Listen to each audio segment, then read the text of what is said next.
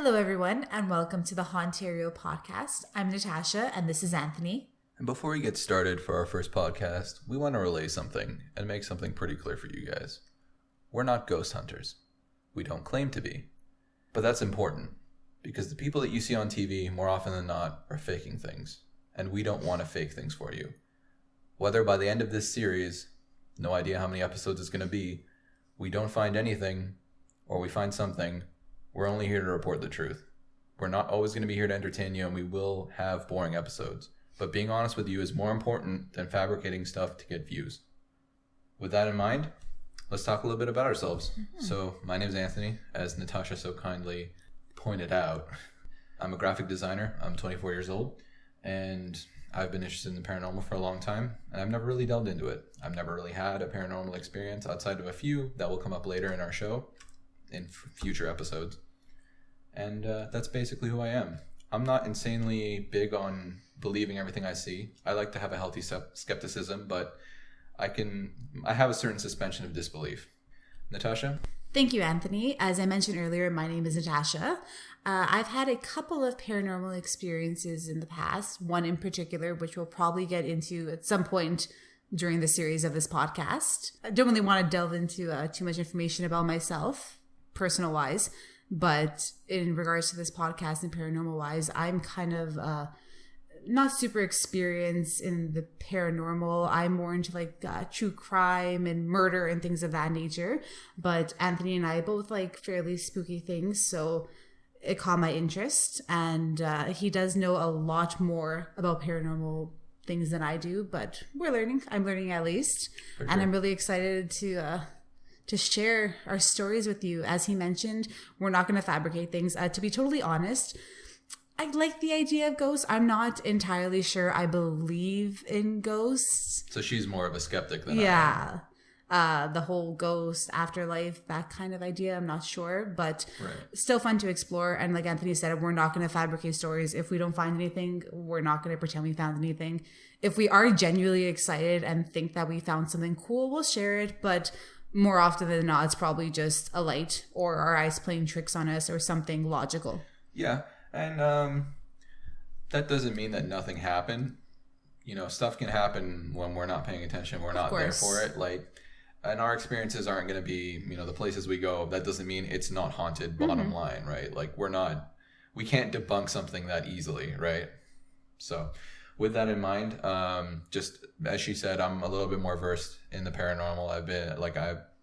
Anything pertaining to it, I have dipped my hand in as to reading or studying or whatever you'll have it. Not in going out in the field, but learning how the best way to capture EVPs, stuff like that. And now I'm ready to try my hand.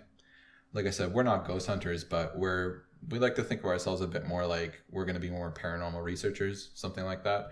Because if we don't find anything at the end of the day, we're okay with that. Right? Well said. As far as maybe give you an idea of where we are right now, Natasha is big on podcasts. She actually brought up this idea to us, or to me. And it's nice to have somebody else, for once, be the one to come up with the idea and be like, hey, let's do this. Because it's usually me. And to be honest with you, I can be a bit of a flake on certain things. But, whatever. I am who I am. That's fine. So what podcasts are you currently following? Oh my gosh, so many. So a couple of big ones that I really like is Canadian True Crime, which, like I mentioned earlier, I love true crime. Yeah, she's big killers, murderers, things like that. So that's a huge one for me. There's also the Nighttime Podcast, which is pretty creepy. I like it. And what is that? Oh gosh. It's more, that actually kind of does get into some paranormal stuff. I believe it's a fairly new one. So it's kind of a mix of paranormal things. They have a couple episodes with UFOs, but they also have some of missing people. Let's see what else. So it's just general macabre stuff, right? Yes.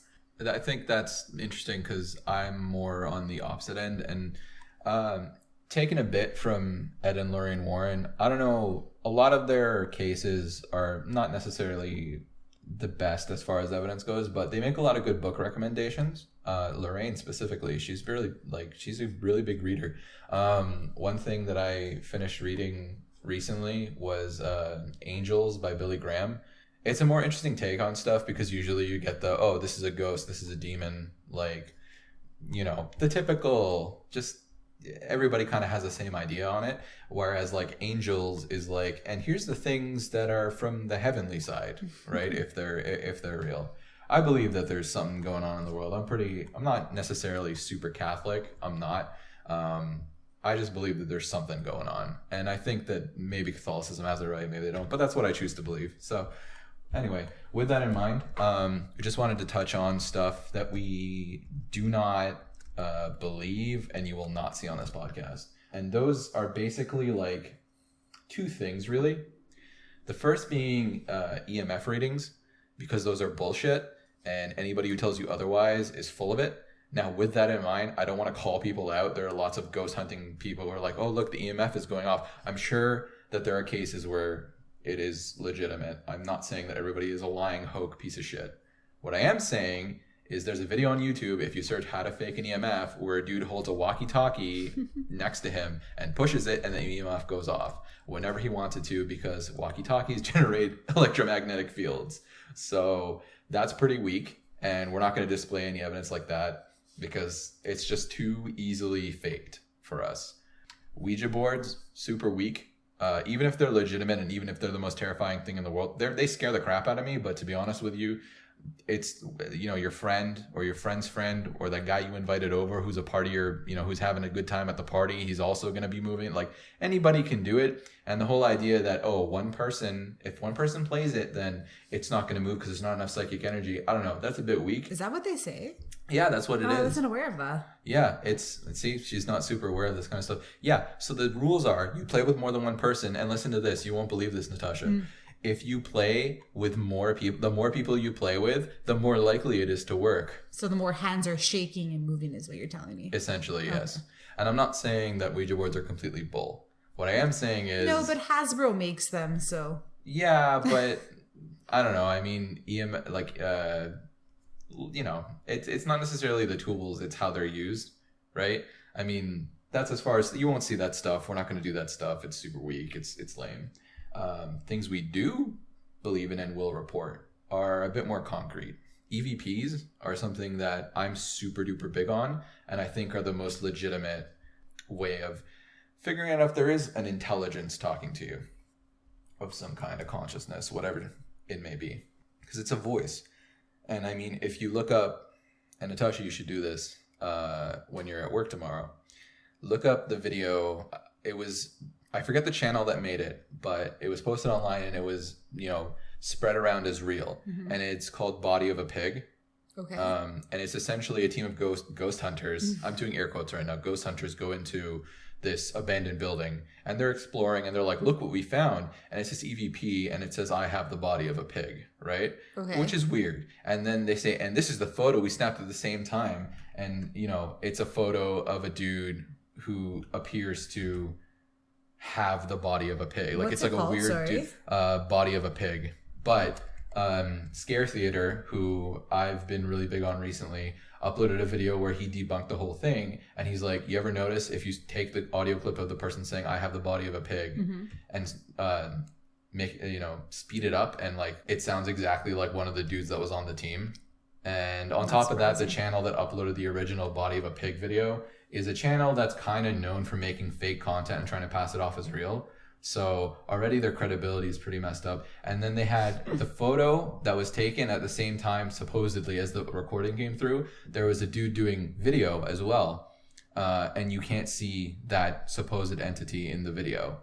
It's only on that camera. So it's like, oh, okay, it was Photoshopped. And I'm sure if you run error level analysis on it, which is, I don't know if you know error level analysis. It's new to me, and I'm a graphic designer. Error level analysis is basically the more you save a photo in Photoshop or in any photo editing software, the less data is saved because you're constantly compressing it. Okay. And if you have new information that's inputted, that means there's lots of data there. So you run it through error level analysis, and you'll see like certain areas that come up lighter than others, and that means there's more data.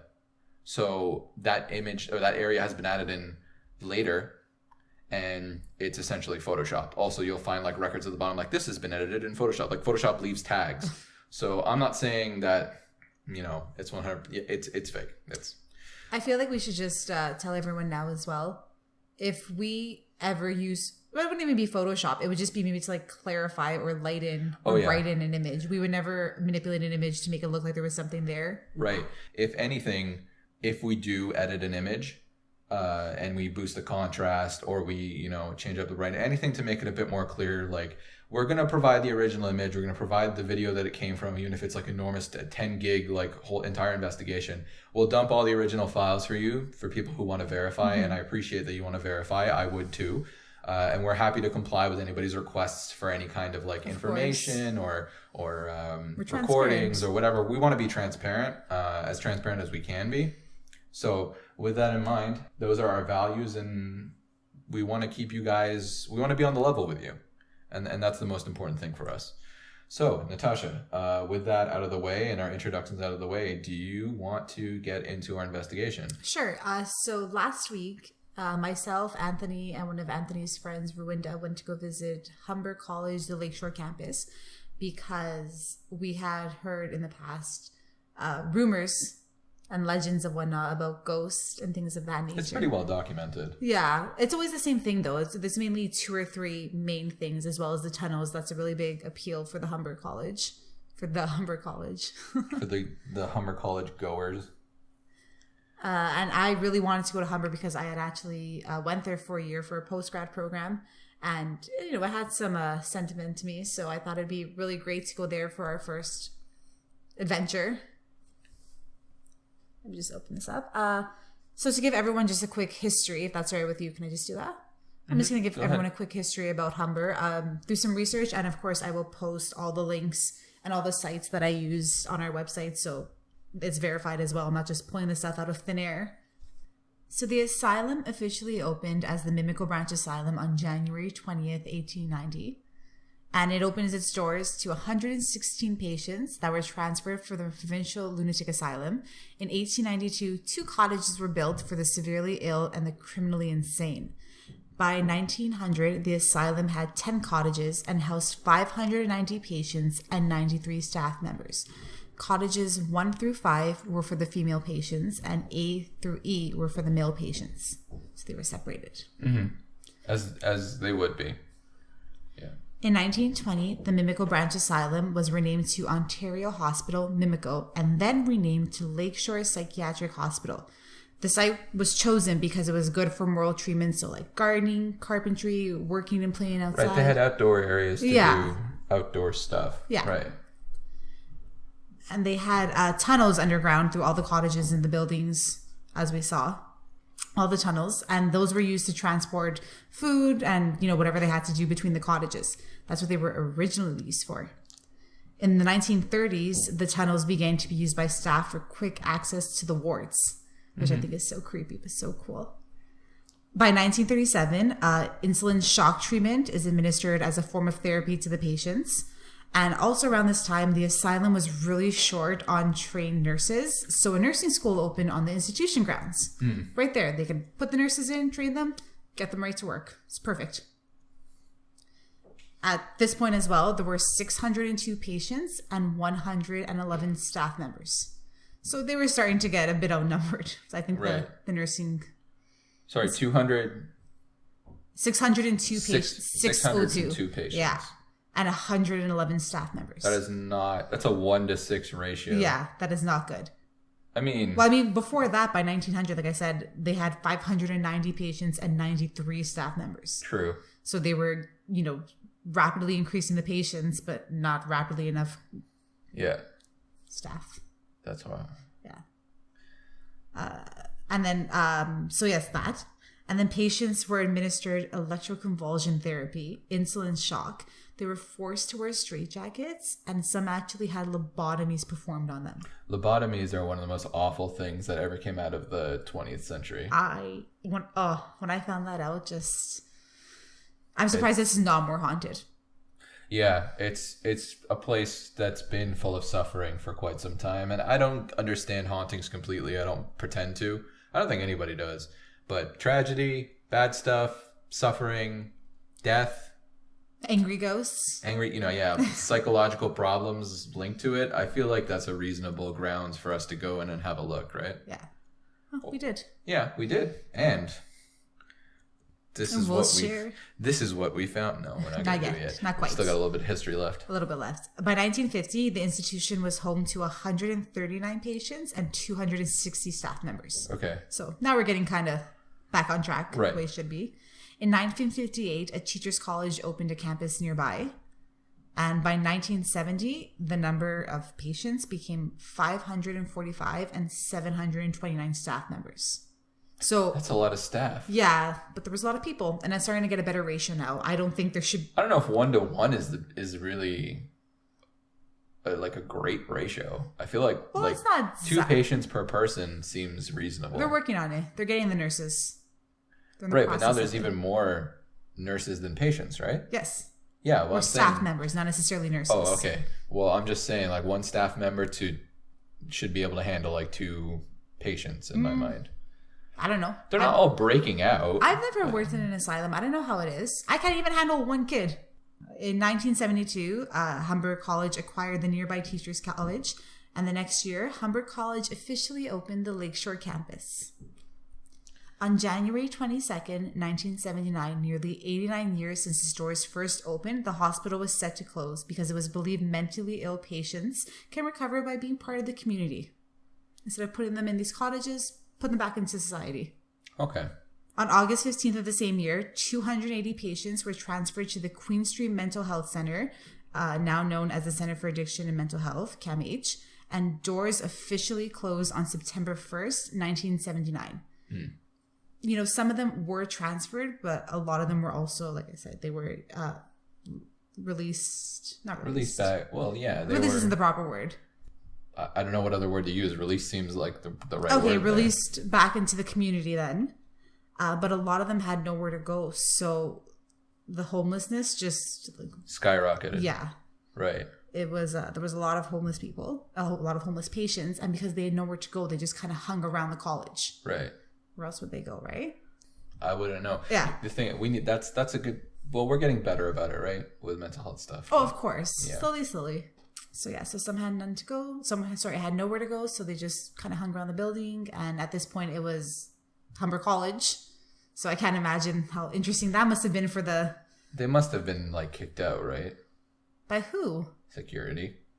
How do you think the security was in 1979? I don't know.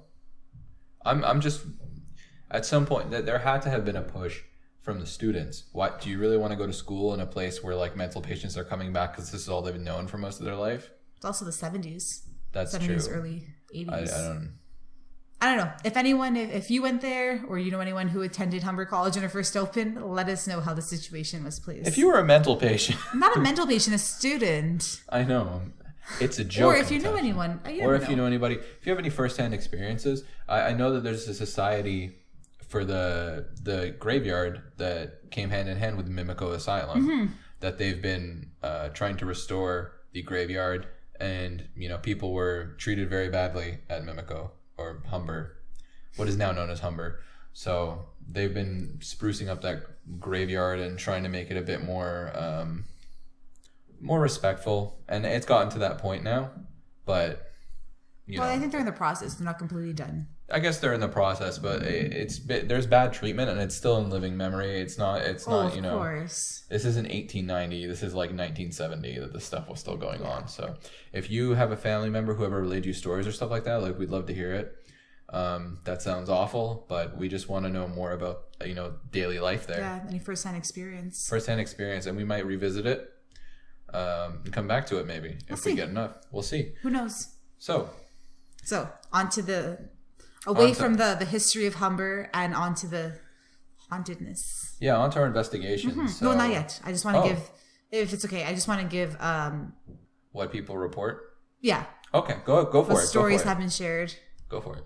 Okay, so one of the main haunts at Humber is that there's a nurse, and allegedly a nurse killed herself because speculation about her alleged affair with a patient came about. Sexual abuse. I don't know. We don't know. Can't make claims like that. Can't make claims like that. That's a. Don't sue me. So yes, so she hanged herself, and people have reported that she's often seen in the G building, especially in the windows at night. Okay, G building. Yes. Okay, I didn't know that. Oh, I feel like we should preface this with Natasha has researched the place. I have not. Oh, yes. That's So a good call. We probably should have done it before. Yeah. So I did my should. research about Humber, about these stories, about the history. Anthony did zero research and he just came with us to Yeah, all investigate. right. You did all the work, Natasha. You didn't do any research. No, but next time or the time after that, whatever it is, we'll alternate where I research and you just. I'm not go in for it. accusing you of anything. I'm just sharing All that I'm you did no saying- research. So when I say stuff, you're not familiar This with actually what is I'm new talking information about. to me. Yes. Perfect. All right. So she's often spotted in the G building, and a construction worker allegedly saw a woman in a nursing outfit in that building, and he called out to her. When she turned around, there was a black mist where her face should have been. And what do you have a year on that? No. Is this an urban? This is like folklore, like urban legend. Well, this is what people have reported. Okay. There may have been a year. Maybe I didn't write it down. I can double check. Okay. Report back. I imagine it must have been sometime in the 1900s, whether it be... Well, construction work, because they renovated it when it became Humber, correct? It wasn't... Yeah, they must have done some renovations. Right. But I imagine it wasn't the renovations that have been done in the past 3-4 years. Like, I think this is Right. from the 1980s. Yeah, no, that's what I'm saying. Yeah. It must have been like in the 80s when they were converting it to more of a school. I would think so. Yeah, okay. The nurse is said to wear a lavender or florally perfume, and those who encounter that scent just randomly at Humber are said to be in her presence. We did not encounter that. We'll get into that. We Our will. stories differ, but we'll get into that. And some recall a floral scent, particularly in the F building, which I thought was Now, really interesting. That's interesting. Yes. Okay. We'll explain in a little bit. Let me just go into a little more of the things that happened there. There were also a couple of suicides. So on July 20th, 1966, Joseph Armand Roy committed suicide by drowning himself in Lake Ontario. He was found face down in 3 feet of water, 20 feet away from the shore. 3 feet of water? 3 feet of water. I knew you were going to question that. 3 feet of water. That doesn't sound like suicide. That sounds like murder. He also suffered from epilepsy. Okay. See, you should have led with that one. Because 3 feet of water, your body's reaction is immediately to not drown. You can't drown yourself. I don't know. I mean, you can drown yourself, but you can't just hold your head underwater. I don't know. Yeah. Okay. Epilepsy. That makes a bit more sense. Yeah. And in 1972, 2 other patients, Marta Morris and Nadia Makilovich, I'm sorry if I completely butchered those 2 last names, they committed suicide by drowning themselves in the lake as well. So there were a handful of suicides. Were they also in 3 feet of water? I don't know that. That Okay. wasn't shared. Okay. So the building beside the parking lot is rumored to have burned the bodies of deceased patients. Mm-hmm. It's another thing. And under the orchard is Which parking lot? you know the one, not the big one that we didn't walk to, the one that we were kind of beside the cottages. Mm-hmm. I believe that one. Okay. And under the orchard is said to be a mass grave of aborted fetuses and children of the patients. That's pretty awful. Which is something I feel bad saying, but something I kind of believe because it's such an open field Mm-hmm. and there's nothing there and the grass grows really well. So Yeah. Yeah. I believe that as well. Jeez. yeah, it's just a little bit more, a couple more things. The smokestack, which is also known as the powerhouse, is said to have burned bodies. And there was once, unsurprisingly, a morgue under Cottage 4. Cottage 4? Yes. Which is which building now? Cottage... That'd be F, wouldn't it? Let me double check that for you. I don't think it was F because F is the big one. Okay, then it would have been G? No, I think it was one of the smaller cottages. Oh, okay, really? Okay, so there was a morgue, though. That's what's important here, is there was, in fact, a morgue. Yes. Okay. See, because that's... this is kind of the whole... Like, there's been a lot of suffering, but one of the things is, like, when you have... What is essentially... I mean, it is a morgue, but I'm saying what is essentially, like, a funeral parlor. Like, funeral parlors, I'm sure, like, you know, how many bodies go through there, right? Like, how many souls and all that kind of stuff, right? Like... There has to be, you know, some residual. If there are ghosts, it has to be there, right? That's some kind of residual something, right? I guess one of the things we wanted to hit on is the idea of a death tunnel really quickly. And for those of you who are uninitiated, how did you find this podcast? For those of you who are, one of the big things that I believe in personally is the idea of a death tunnel. And can I interrupt you for 1 second? Yeah, go for it. Did you find it? No. I just want to say something about the tunnels because we can't assume that everyone knows about Humber. Right. Or is even from Toronto for that matter, or anywhere in Ontario. That's true. Yes. So, as I mentioned, the tunnels at Humber were used to transport food at first, and then the staff started using them just for everything. And by everything, we mean like dead bodies and deceased patients, yes. Like it wasn't just walking across because they had to get somewhere quicker. They were, people who were dying or people who had to go to the morgue, things like that. Mm-hmm. So this is why Anthony calls it a death tunnel. Right. So the idea of a death tunnel, typically when you hear death tunnel, it's for a hospital. So when you go to a hospital, and I mean, unfortunately, if you have a relative die or, it's never a good circumstance, but what always does happen is a worker will come in, they have to take them to the morgue. Generally speaking, morgues are attached to the hospital. And they'll take them down a service elevator of some kind. They usually have those built in. You don't really want to take a body down a normal elevator. And that service tunnel will connect to the morgue. That service elevator will go down to a tunnel that connects to the morgue. And that tunnel, the belief is that tunnel is generally where the soul will either leave its body or, where something will happen. Because death isn't like the idea of brain death. If you want to look into that stuff, please do. But it's never actually completely instant. Like the people who've been revived, quite some time after they die, stuff like that. So death tunnel is lots of bodies go through it. Lots of souls might be released into the, whatever you want to call it, into the atmosphere. I don't have a word for it, but it generally becomes very haunted because of because of those kinds of activity. So that's the generally accepted rule of death tunnels. The thing about it is, it's not just because it's in a hospital. It's not just because, it's because bodies go through it. And bodies definitely went through a lot of the tunnels at Humber. I can't imagine how many. Basically, every single tunnel would have been used to move bodies because they would all connect to Cottage 4. And that's where they would be, cremated or prepared for a proper burial if they had family. So definitely a lot of, if you want to call it like a soul being released or something into these tunnels, it causes a lot of weird stuff. Mm-hmm. So when we say death tunnel, going forward, just want to clarify, doesn't always have to be in a hospital. Definitely not. So, Natasha. Yes, Anthony. What? You're looking at me as if you don't know what's coming next. Let's get into the investigation. Yes, let's. Yeah. Would you like to start? I would love to. Go ahead. It's all you. First and foremost, the most unfortunate thing is we didn't get into the tunnels, which is kind of a...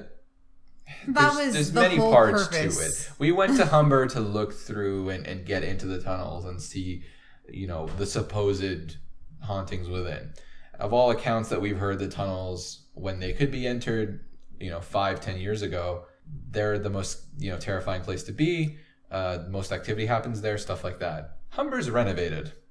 And with that renovation comes electronic key cards and RFID to get into the tunnels. So every single one of them was locked. Mm-hmm. And not with a conventional lock. There were a couple with a conventional lock, but I'm not picking the lock. No. Definitely not when there's a security camera right over my head.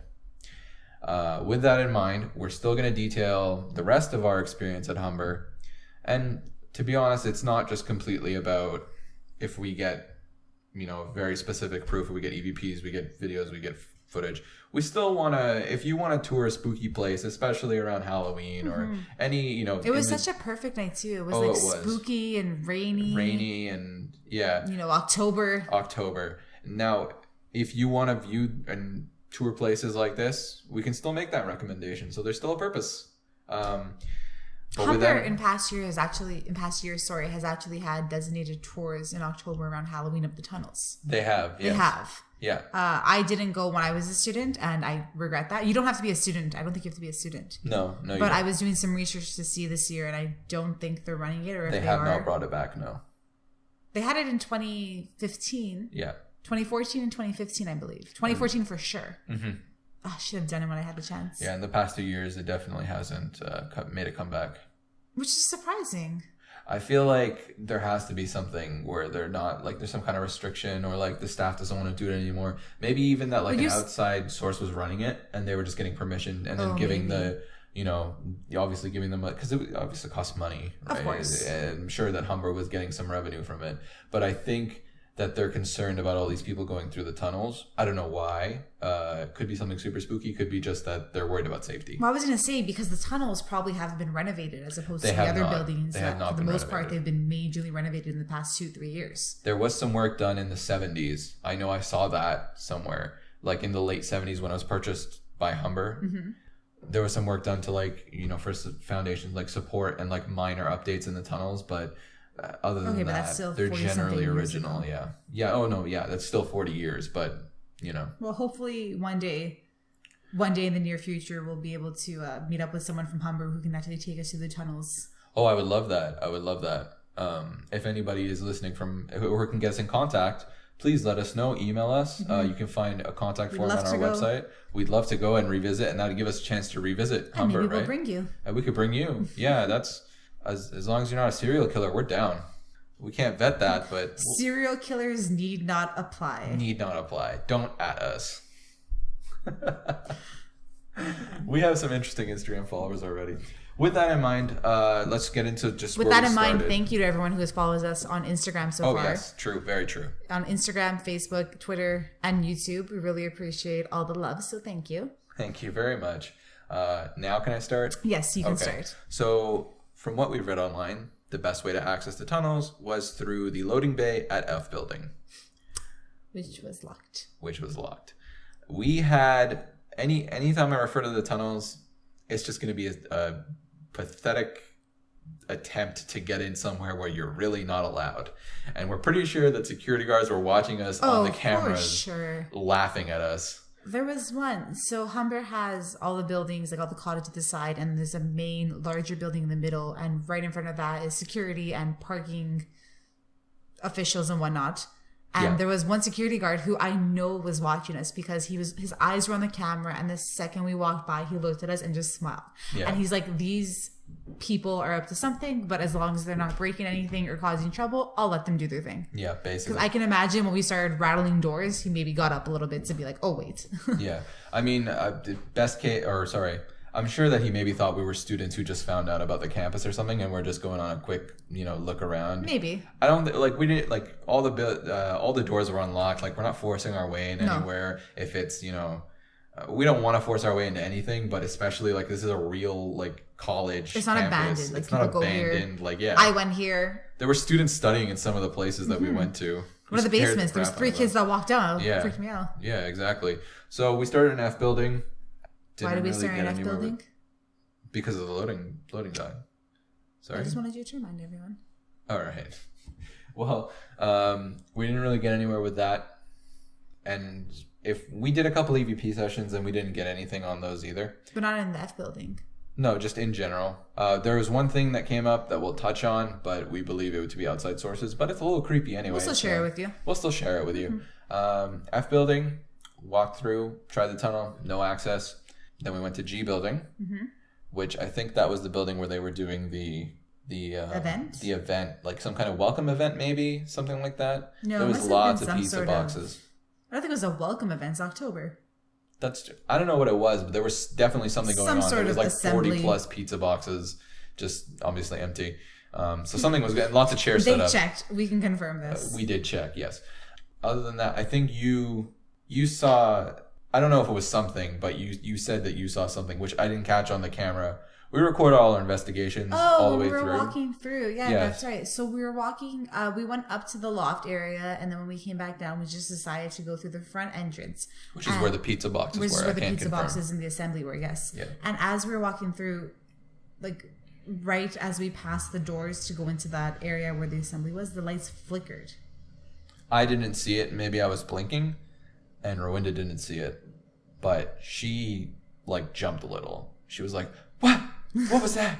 So went back to the video. Can't see it. Obviously, it's only running at so many frames. I think 30 frames per second. So you're only gonna. You might not have it might not have caught it. But But that's something that it could just been an electrical thing. Probably was. I honestly, until you said it right now, I hadn't thought about it again. No, I don't think that's nothing. We're just going to report what we find, but like I said, we're going to dismiss most stuff. We went through G and then H. And H is like the best building because it had the attic area, right? H is the one that Ruinda said that he saw someone in the dark. No. That was K. Oh, sorry, my bad. Yeah. Which one was H? H is the one with the attic. The loft? Yeah. No. Yeah. It is. I'm telling you, it is. It's so sad that I went there because everything's been renovated now and I don't remember. No, because it's F is where we started, then we went over to G, and then H is the one with the attic. I'm telling you. Okay. All right. So H is probably the most interesting building if you're looking for a spooky time. But maybe not because it's been renovated. Maybe not, but I'll list my reasoning and you can rebuttal me. Okay. So my whole thing with H was the whole building's renovated and it's very nice. If you're trying to go to Humber, beautiful. Yeah, go for it. Like you'll have a good time. The facilities are really nice. But the one thing with it is the attic area. So they've converted the attic into like study nooks. A loft. That's what I was referring It's to. a The other loft, building. yes. I got my buildings mixed up. You got your combined building two mixed up. buildings. So they have this loft area that they've used the original brick to separate these nooks. And this is the original brick from the building. Mm-hmm. If you ever had the idea or heard the concept of a stone tape, I don't know if you ever have, Natasha. If not, I have a chance to explain it. Explain, please. So you know how you use any kind of camera, whether it be film or digital, it saves onto an SD card or film, and that's how you play it back. There's a record of it because that's where it's saved. The idea of a stone tape or the Stones Remember, I'm not sure entirely where it originated, but I'm conveying it to you now. That's the best I can do. I don't know where it's from. Is basically that stones do the same thing. That, buildings or, they call it stone tape, but literally like other things can store like imprints of energy, stuff like that. I don't know if I completely buy into it, but it is what it is. So the idea I probably buy more into the energy than the ghosts. Oh yeah. Well, energy, like what is a ghost, right? That's for another time, but that's the idea of a stone tape, is that the stone or the earth or whatever it is remembers, and it plays back events that were traumatic or may have happened, stuff like that.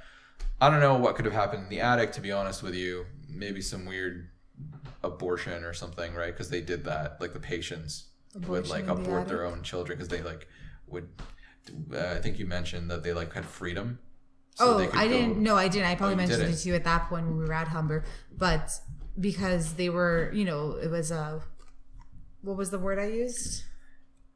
It was like I want to say open concept, but that's no, not the right that's word. refers to houses, and we're terrible. Just something along the lines of they had freedom. Because it was moral treatment. That's it. So they were allowed to spend time outside, and it wasn't always necessarily supervised. And, they were divided into the girls and guys, but if they're not supervised, they can mix. Yeah. And have a good time. So sometimes, as we said, the babies and like children are buried in the field. So don't know what happened in that attic, but I can tell you, not even saying that something did happen, but like the stone's exposed. It's like the best case scenario if you believe in that kind of thing, the stone tape theory. So and you know what? If you're trying to study, it's a nice place. Like all the furniture's new, right? So like you'll have a good time. But I think that was like the most historic. If you like historic stuff, that's for you. Didn't catch anything up there. We didn't, because when we were up there, so the first time we went up there were still people studying. Mm-hmm. We couldn't really do anything because it was noisy. And then we had gone back afterwards, and all the doors were locked. Oh yeah, I feel dumb now, but the janitors locked the doors to clean, right? So. Yeah. But can I say something else about that building? Because that was the building when we went back and we went through the side door, correct? Right, but can we touch on that when we're ending? Oh, fine. Okay. There is something that I guess occurred in that building, but we'll come back to it. We'll go through it as we went through it. So we went through H, and then we went through I, J, and K. I and J and K are the side cottages, so they're duplicates of each other. I and J didn't really get anything. No. K was interesting. Mm-hmm. Now, a quick background on Rwanda. Rwanda has messed with me every day of my life for the past 10 years. And maybe one day we'll get Rwanda on here, but generally speaking, Rwanda is in it for the exploration bit of it and to see what Rwanda sees. So, huge skeptic, by the way. One thing that Rwanda does, not very well, but does, is tell me that he sees things. And not to discredit him, like we kind of went into this and said, listen, this is not a joke, right? Like, we're gonna be serious. He's like, no, I understand. Like, I'm not gonna mess with you guys. Like, I'm being legitimate, and I have to take him for his word, and I believe him. Like, you know, it's a promise. Feel free to disagree. When we went to K on the outside of the building, we were looking around the outside, and you've probably haven't heard, but all of the buildings have staircases, and people would fall off of them because they went up 3 floors and die. Okay, staircases leading outside. Yes. Not just inside the building. They would come out from all the levels of the building, and you'd be able to walk out onto the ground floor and walk out into the field, just to clarify.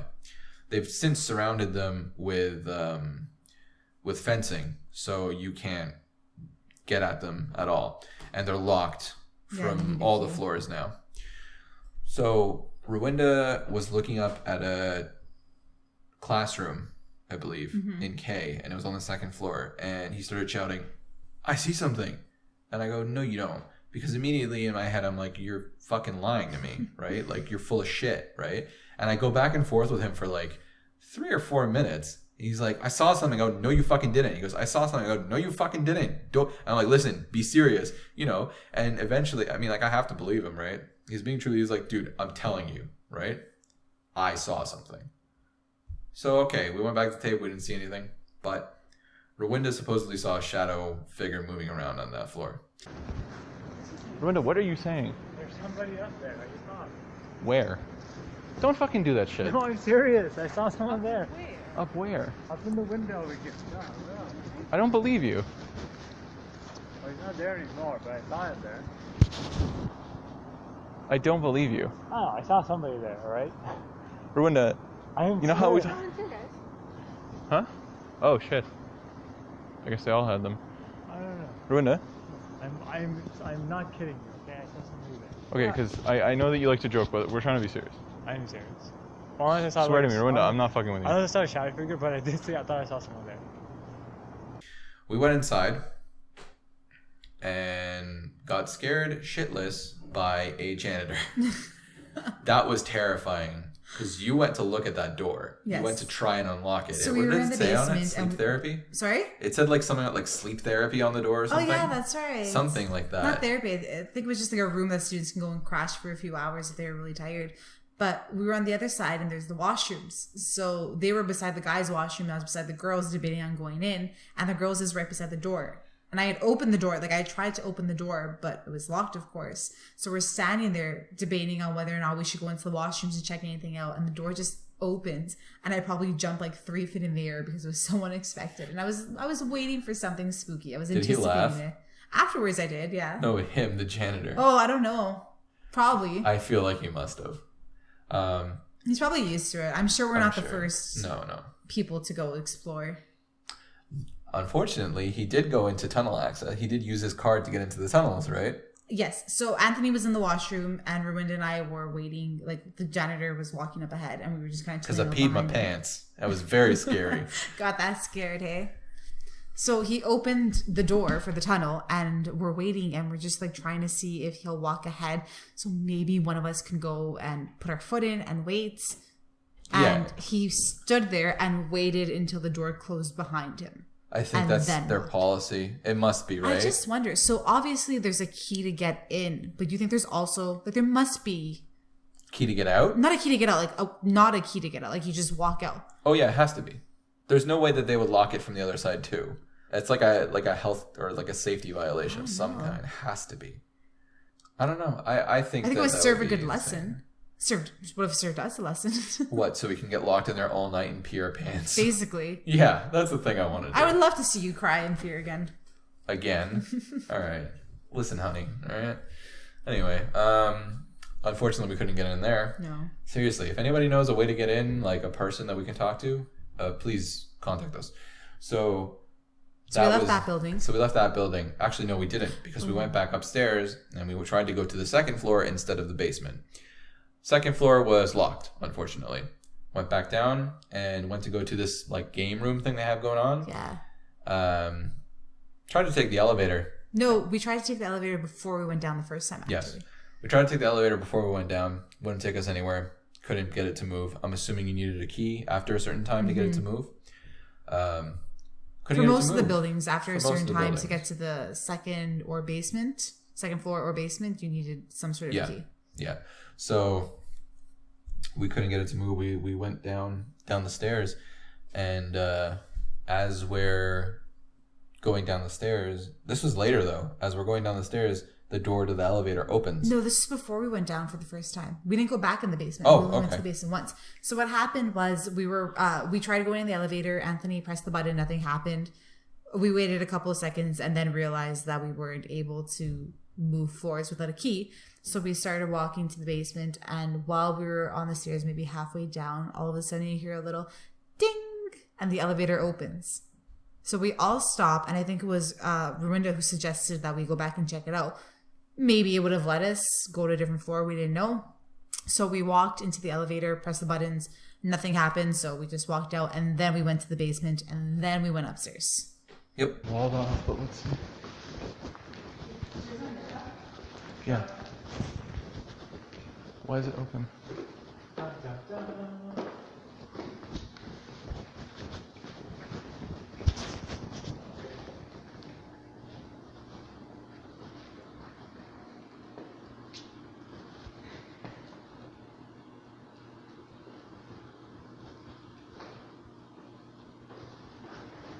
But it was still pretty creepy that the elevators just opened a couple of seconds after we tried to get somewhere. I want to assume that there is like a function that if you don't move floors, then it opens again. But that doesn't make sense, right? Because if the key... I wonder if it was like a staff member or even a custodian in the basement who pressed it and then maybe didn't go. I don't know. That doesn't really make sense, though.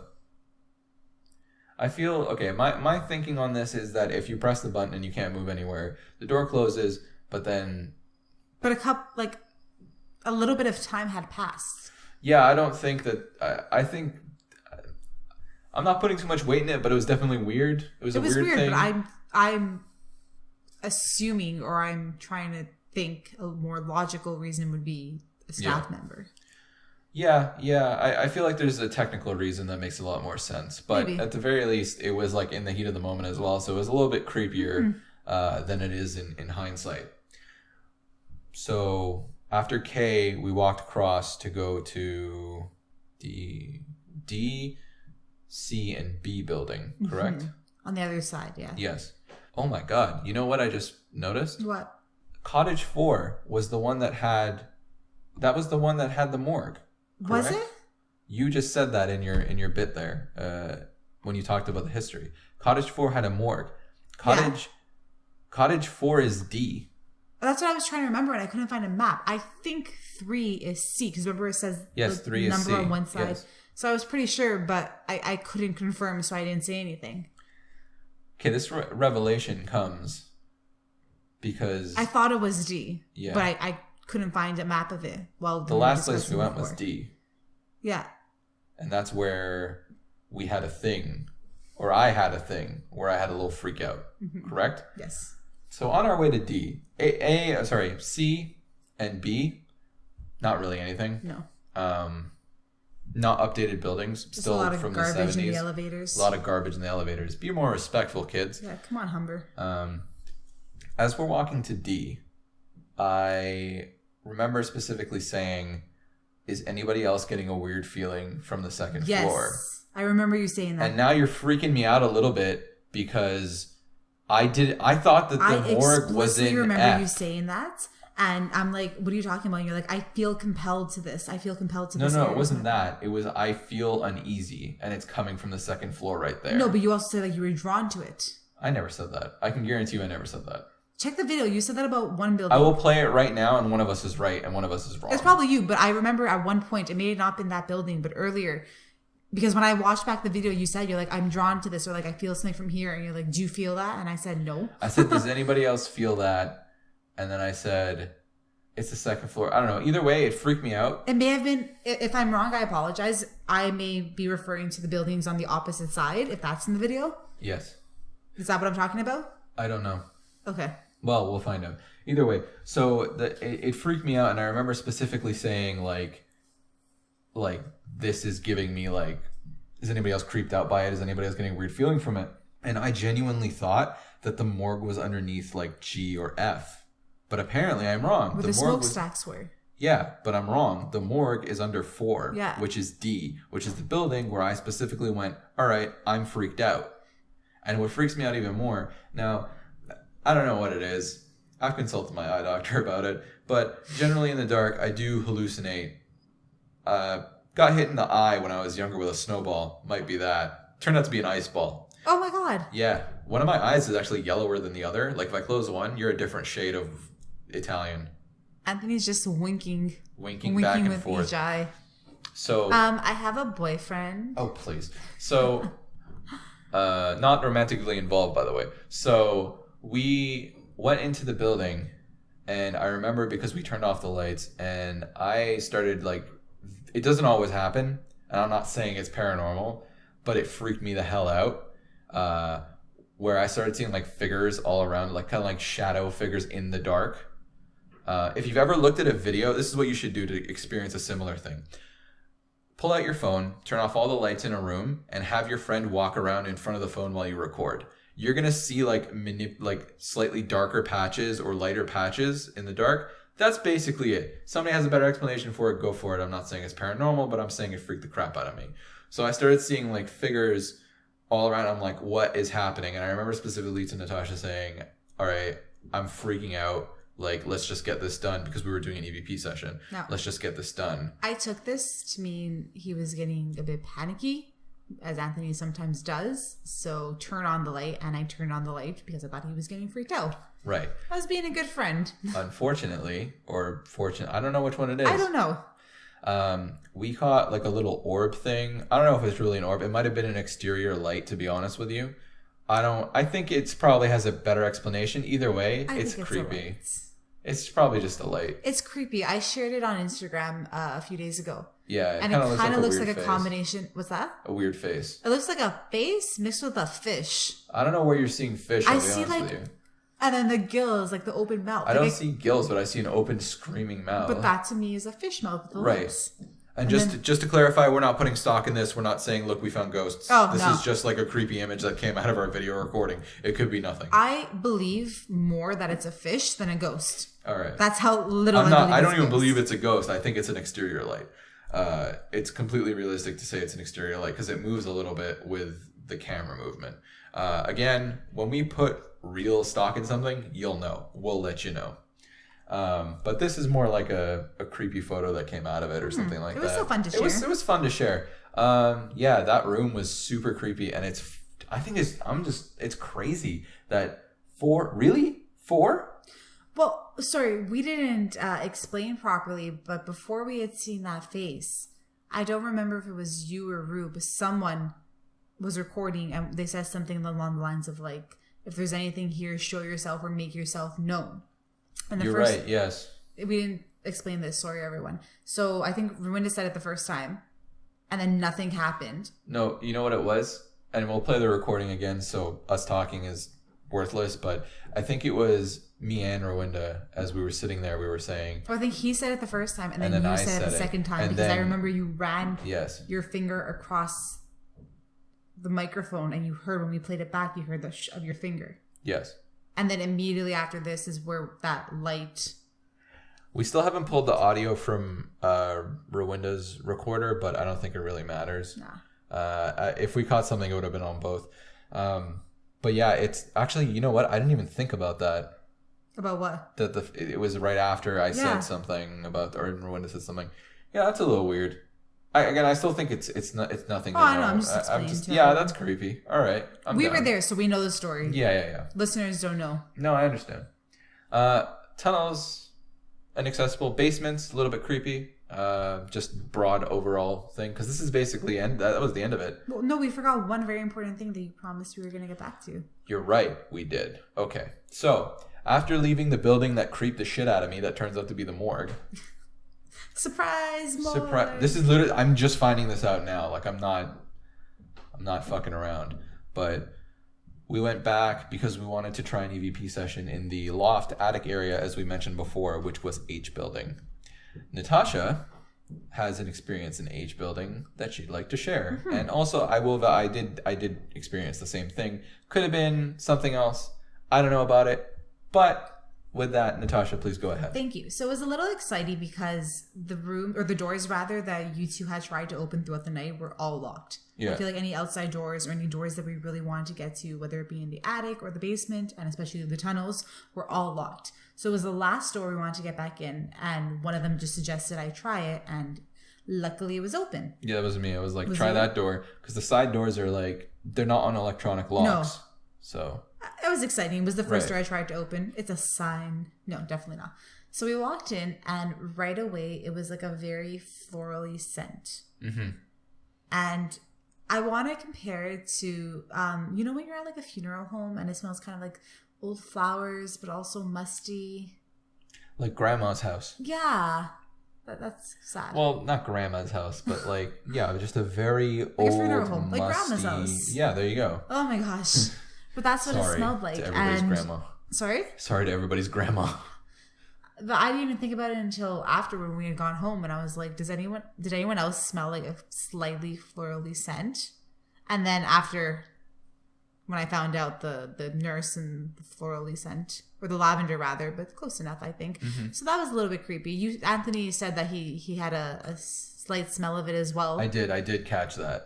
I did. And then we were trying to get back into the loft, so we walked up the stairs, and as we started walking away, obviously, not even it faded. Actually, I think by 2 levels up, it was gone. It wasn't even 2 levels up. I feel like it was like basically 1. Like by the time we got up the first set of stairs, it was completely gone for me. It may have very well been someone's perfume who had just left moments before. It could have just been musty air. I don't put too much stock in that, right? Like. Yeah, but florally. It was okay. Fair enough. It did smell like, you know, dried rose petals, dead roses. I don't know what like decaying. What's the word? Like flesh. Foliage. Oh, foliage. Yeah, like decaying like leaves and like this almost like the smell of autumn, but like not autumn, like very much more decay, right? Like when you walk outside in autumn and you have that smell, it was crisp sweet, air though. is actually I don't know. decaying. I don't really think it was anything, but it was still interesting and probably the spookiest encounter we had that night. Well, I mean, for you, definitely. For me, it was definitely D-building, this is completely new information to me. Are you freaking out? I thought it was a morgue. I am a little bit freaked out. I can see it in your face a little bit. Again, not too much stock. It's a personal experience. I could have literally just had a subconscious panic attack. But reporting experience, that's a little weird. I have to admit, that's a little weird. I genuinely thought the morgue was in G or F. But no, it's in D. Cottage 4? Cottage 4, which became D. Holy shit. No way, dude. Oh, one interesting thing, though, I will say about especially the unrenovated cottages. We went into the basement of B first, and they have so many doors for the same classroom because they used to be like cells, right? Yeah. They had one class. I don't remember if it was B or C, but they had one class that had 3 doors. That was B. B? And then one class that had 1 door, like just in the corner. Yeah. And then one of the doors was missing, one of the numbers. Yeah. So we're assuming there's a boarded up room somewhere that they don't use anymore. Oh. Yeah, that's interesting. Because it went 100, 102, 103, 104, and then 105 was missing. Yeah. And then, or it might have been 104 or 105. One of the 2 was missing, I remember. You can check, it doesn't even matter. I'm not going to check the tape on that. But one of them is missing. And I just found it so interesting because, like, you'd think they changed the naming convention, right? Mm-hmm. They'd just make one of the rooms 105 instead. But no, right? Like, it's just like that. I think that's interesting. I think that there's definitely a boarded up, because hotels do that too, you know. Oh yeah. Yeah, they'll board up rooms and they won't reallocate the number. No. There's either, you know, sometimes crimes happen in rooms. It happens. It doesn't have to be a murder, but things happen. Well, it could be a murder. Probably a murder. So I thought that was interesting. I think outside of that, though, that's basically our entire experience, isn't it? Honestly, not that I was underwhelmed. I didn't expect to go in and like see everything. If we got into the tunnels, I would have expected something. Of course. The tunnels in the middle of the night, well, not the middle of the night, like very late evening. We're talking like 9, 10 o'clock, right? Mm-hmm. Bordering on 11. I feel like we should have gotten something if we were in the tunnels, but we weren't. So it is what it is. We tried. Yeah, we tried.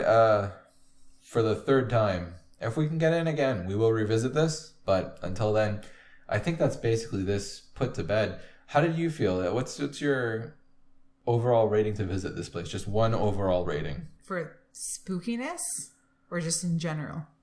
I think don't think of it as a college. Just think of it as a random building or set of buildings. Like, would you recommend if somebody wants to have a spooky time? Spooky, if you can get into the tunnels, yes. Right. If you cannot, and something similar to us, maybe not. Yeah, if you have some friend who like works security or like some kind of like you can dupe a key card or something and you can get in, absolutely go for it. If you're just what we did. If you want to visit, like, because it's right on the lake as well, right? So, like, it's still nice to go during the day. Exactly. Even nighttime. It's you don't see anything. If you like history, go. It's a very old. The buildings are probably some of the oldest in that area, at the very least. Downtown Toronto probably has more. Sure, downtown Toronto is more. Yeah. But, like, in that area, like... But it's still really pretty, and the water's really nice. Yeah. And they're still accessible, right? Like, a random person can basically go in, hey, I'm a student, and nobody will stop you, right? We don't even have to say we didn't meet anyone. Nobody stopped us at all. No. I mean, the security guard laughed at us, but nobody stopped us. Like, the few staff that we did encounter were nice. They just kind of said hi and we waved and whatever. Oh, yeah. If you like historic stuff, go for it. If you have access to the tunnels, go for it. But if you're looking for ghosts, I don't think this is quite the place. Not really. Without the tunnels, it's definitely not the place. So, I think that's that. I agree. This is our first podcast. We've officially started our journey on this. Do you think we're going to regret this one day? Like, are we going to get possessed or something? Definitely. Definitely? Definitely. Okay.